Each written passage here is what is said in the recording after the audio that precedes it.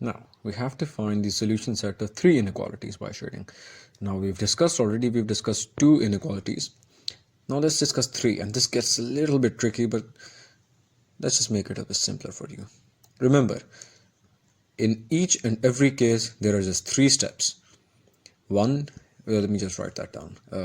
We have three steps. One, find the x-intercept of each and every one of the inequalities. Two, find the y-intercept for each and every one of the inequalities. And three, find the test points of each and every one of the inequalities. Simple. The x and y intercepts are just to graph the associated equations, and the test points are to shade. Very simple. So no matter how many inequalities you get, you can do this. So indicate the solution set of the region of the following system of linear inequalities by shading. We have these three inequalities. Now, you see this last one, x is greater than or equal to 0. It's just simple. It's just the x-axis, right? Sorry, the y-axis. So basically, if you write down we're not really using the associated equation for this one here, but the associated equation for this one would just be x is equal to 0. What is that? That is the y-axis. So you have this x-axis. This is 0. So this x is equal to 0 is simply the y-axis, right? So, and x is greater than or equal to 0 is just the right-hand side. If it was less than or equal to 0, it would have been the left-hand side. So the associated equations are this and this. So the x-intercept of 1, simply put y is equal to 0, standard procedure, you get a point, which is 5, 0 in this case. Now, the y-intercept of equation number 1 is basically just 0, 5. Now, we find the x-intercept of equation number 2. Simple, you get x is equal to -1. So -1, 0. And the fourth one would basically just be the y-intercept of 2, right? So yeah, this is what you get. Now, you find the test points of equation number 1 and equation number 2. So when you plug in 0, 0 in inequality number 1, you get 0 is less than 5 or 5 is greater than 0, same thing. And that is indeed true. So the graph for this inequality will be, the shading will be done towards the side of the origin. Now similarly, when you put the test point 0, 0 in the second inequality, you get 0 is less than 2. And that is also true. So the graph for this particular inequality, the second one, will also be towards the origin side. Now the third one, which was x is greater than or equal to 0, that lies on the origin because that is the y-axis. That simply cuts through the origin.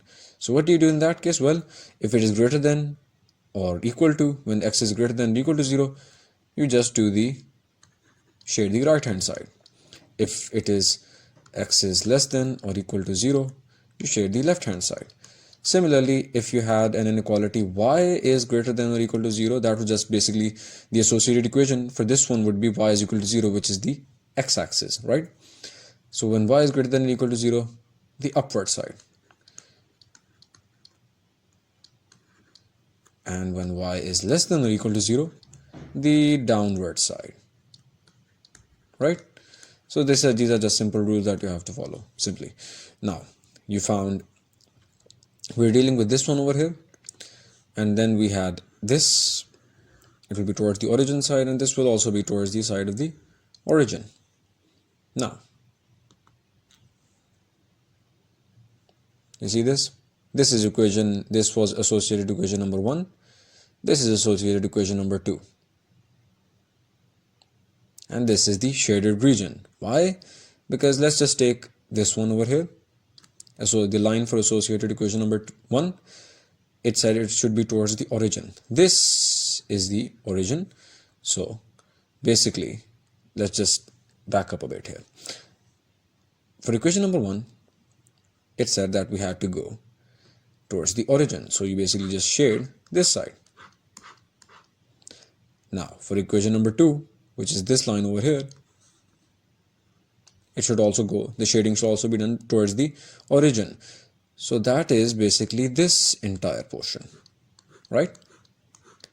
So the coinciding points here is basically this entire region, right? So this entire part can be ignored. Let's just do this again, right?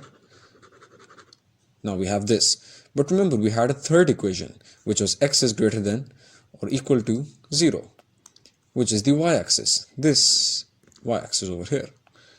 And it said that since x is greater than or equal to 0, we have to shade the right-hand side, which is basically this entire side. So now this entire thing can also be rubbed off because it is not a coinciding part. So basically what we have now is a shaded region that satisfies all three inequalities. What is that? It's this region, right? And that's what we've done here. Simple. This entire side is part of the solution set.